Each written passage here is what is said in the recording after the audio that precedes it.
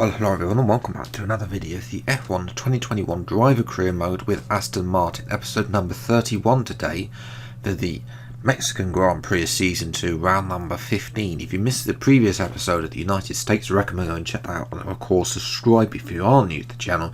See plenty more F1 2021 Driver Career Mode videos as and when they come out. But yes, Mexico, and obviously here yesterday in real life. Now we're going to see, well, a little bit more interesting because obviously in real life the field spread was actually quite big. But the good news is it is a dry weekend as well, so that is very good news. Unfortunately, however, on the R&D front, Williams are pretty much caught up. I mean, Williams started the season as the second slowest car, and now they are pretty much right behind. They're pretty much level on us. There's pretty much nothing there. McLaren, interestingly, have moved into second place on the R&D tree, but they have been a lot closer to Mercedes than because Lando, I think, has won 2 races. Ricciardo's won 1, I think, this season already for that team. Yes, we'll see what the pecking order is like going into Season 3, whether Red Bull and Ferrari have lagged behind in terms of race victories this season. Perez and Verstappen have only won a handful of victories. Mercedes have been dominating this season, but will McLaren finally be able to challenge them? But anyway, moving to qualifying then, we'll be able to see what we can do here. To be honest, qualifying hasn't been going that great anyway. And well, in the USA, we managed to start in the top 10. In Mexico, we're down in P15. But the good news is that once again, just like on F1 2020, I seem to be fastest of all through the first sector. I don't know, the first sector really suits my driving style. The middle sector with this obviously is worse on this year's game because the AI are even more OP. So the middle sector is where I'm losing time on this year's game. We are 0.2 up on our previous best time, however. So we get a little bit squirrely on the exit curve there. But then we move into the final sector, the stadium section. This is an okay section. It's all low speed, so the time I've actually lost a bit of time trying to be a bit too aggressive on the curbs there. And in the end, well, it doesn't matter anyway because all it is enough is for P16 as well. Ricciardo getting pole, so look at that, very close between Mercedes and McLaren. Ferrari and Red Bull, the next fastest car, 0.3 separating them. Gasly, the next fastest. For us, half a second off Vettel. That's about usual in qualifying, so we'll see what we can do from 16th place on the grid. Then it's time for the race. Welcome along to the most populous city in North America and home now to the Mexico City Grand Prix. It's a sellout crowd as usual here at one of the shortest circuits on the Formula One calendar. So who, I wonder, will the crowd cheer on today to the top step of the podium? At 2,285 metres above sea level, the thin air of the Autodromo Hermanos Rodriguez poses a unique challenge, not just to a driver's skill, but to the efficiency of their engines as well.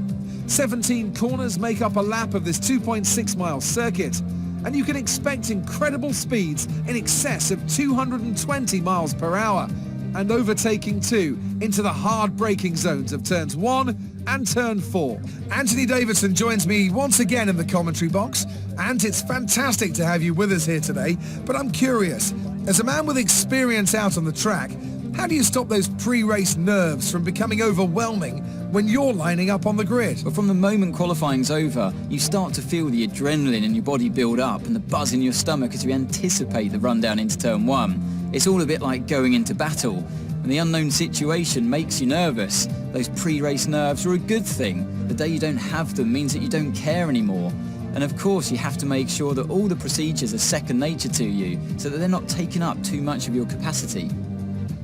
With the race minutes away from starting, here's what today's grid rundown looks like. Daniel Ricciardo has a clear view ahead from pole position, and Valtteri Bottas will line up alongside. Looking at the rest of today's grid, we have Norris, Hamilton, Charles Leclerc and Verstappen, Perez, Sainz, Gasly and Sebastian Vettel, Tsunoda, Russell, Antonio Giovinazzi and Aston Martin, Latifi, Joe, Nikita Mazepin and Fernando Alonso, Ocon and Mick Schumacher. It's almost time for those 5 red lights to go out. Then let's see who can prevail today.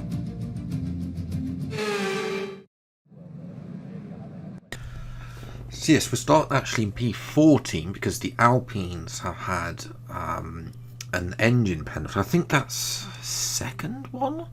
I don't know. Race strategy, we're going to do the... I think that the undercut is always powerful in this year's game. So we're going to start on the mediums and undercut to softs. That's the way forward. That strategy. We'll see how many positions we get. As far as lights end for the Mexican Grand Prix, lights out and away we go. And it's a mediocre start on the mediums. I mean, Latifi's gone blasted past. Mazit swat. And Joe thought about going away inside before I closed the door there. Try and dive down the inside of the Williams car. Of I think that's Russell, Giovinazzi there. Trying to go around the outside of Tsunoda and Giovinazzi there. We're going to cut off, we're going to cut off Russell, our fellow Mercedes Junior driver. Is watching Lando Norris go almost three wide there with the Mercedes driver, and there's contact. And I think one of the Mercedes has lost out with a bit of front wing as well. We're going to dart down here though, up to turn 4. Down the inside of Tsunoda, up around the outside then of Giovinazzi, move up to P11. Next up is our teammate Sebastian Vettel. He's not had a great time. He's been doing a little bit better recently, Seb, but in the last 2 races not so much really, and we've relegated him out there. Around the outside, too slow there as we're watching Sainz and Perez go side by side, and they're still going side by side. Vettel comes back at me then. We're going to try and have a look at 3 wide with Sainz and Perez. Decide to back out of it, but we get oh so close to the rear of Perez and Sainz and try and take it oh so close, and there's contact. I think Perez's front wing damage there. We'll try and see if we can get past these 2 as soon as possible. We're going to brake early. Hope that one of them gets forced down, then try and make around the outside. We're going to switch it though to the try to switch it to the inside there of Perez. Then didn't work out. We're on board with our teammate coming into this section, and what? So Seb has decided, for his infinite wisdom, that he wants to go up the inside in the corner where I've taken a slightly wider line, but why has he decided to stick his nose in where it's never going to be an overtake there? And that is just purely a little bit of civil war there as we pass Perez. Obviously we don't know what. Obviously we know that I'm leaving the team as Giovinazzi gets close to me. Seb is probably staying on, considering the fact we're late in the season, probably past the retirement, but we'll see. Giovinazzi actually got too close to me, but taking a little bit of a curve, a little bit too aggressive there from the Italian, as Yuki Tsunoda is out. So Mexico clearly is in Yuki's track in real life or in game, really, because he is retired from both. So yes, Giovinazzi though is getting close with DRS. He tries to go around the outside, the 3rd DRS, and that's where I'm the weakest, coming out the high speed corners, and the AI can get really ROP through that section. Sainz has cleared up the road, and you can see here we jumped to lap 7. We really don't have a lot of pace on these medium tyres. Sainz has not doubled his advantage, so the top 6 is pretty much out of action. We're now being ganged up by the 2 Williams. Giovinazzi locks up. We're going to try and go around the outside, which turn the inside of turn 2. A little bit of curve there. We've gone wide on the exit of turn 3, and Giovinazzi is going to switch back me, and he's going to have DRS. Russell's going to come here. We're going to try and squeeze Russell into the back of Giovinazzi.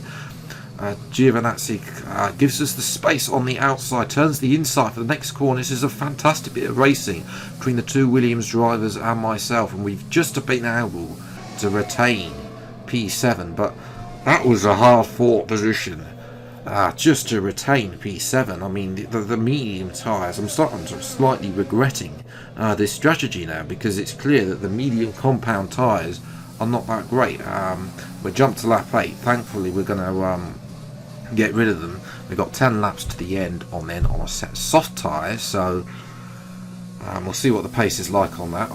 Alonso is in as well. A little bit hesitant there. 2.9 second stop, about usual for the Aston Martin pit crew. They're one of the slowest in the game. Alonso's in. He's come out. Perez, who pitted for front wing damage, and Bottas have come out ahead of me. So we'll see if we can catch them on our soft tyre compound. And speaking of Bottas, here he is. He's been on those medium compound tyres since lap 1 of this race. So and Perez on his much fresher medium tyres is going to go around the outside. They're not as fresh as my softs, but Perez is through. And well, here's our race leader then. It is Lewis Hamilton who leads the race ahead of Lando Norris. There's a Williams in third who's yet to stop, and then it's Charles Leclerc on the medium, on the hard. Daniel Ricciardo also in position as well. But jumping to lap 13 then, Bottas his tyres have pretty much fallen off the cliff now, and we're going to go around the outside there. No DRS here. Bottas tries to give us a squeeze, potentially knowing that we could potentially replace him for season 3 or not. We'll have to wait and see about that. But we're clear past Bottas now. But Lewis Hamilton then is being reeled in then by Lando Norris. You might have a little bit of an issue there for the Mercedes man as well. Ricciardo is also chasing after Leclerc on hard tyres, and this is moving later into the lap then. Norris now has DRS on Hamilton and is going down the inside of Hamilton, and Norris it goes side by side through turn 1. Norris gives Hamilton the space through turn 2, but up to turn 3 Norris has the better exit and takes the lead off the Mexican Grand Prix. So McLaren there, and in actual fact Ocon's up and lapping himself. Ocon's had not a great race, to be honest, down at the back, but the fact that I think Hamilton may have a problem there. But we jump then to the last lap, and Perez has gone wide. Did he have a Spinalla or a half Spinalla there? As Lando Norris confirmation, he's won this Grand Prix. But there's Perez there. No, he had a half a Spinalla there. A little bit of a twitch there. Just goes wide, and that allows me, as I go wide there but continue on, it allows us in the end. I was on for P8, but it's going to be P7 at Mexico. More good points for finishes today. To be fair, I was on for P8. The pace on the mediums was dreadful, to be honest. So we didn't have great pace around here, but considering the fact we did start down in P14, I will definitely take a P7 finish. But anyway, a very strong showing for McLaren. Can they challenge for a title in season 3? We'll have to wait and see. Hamilton ups to second, but yes, we'll take a look at the Drivers' Championship in a moment, because it is very interesting. It's not over yet, unlike in previous season.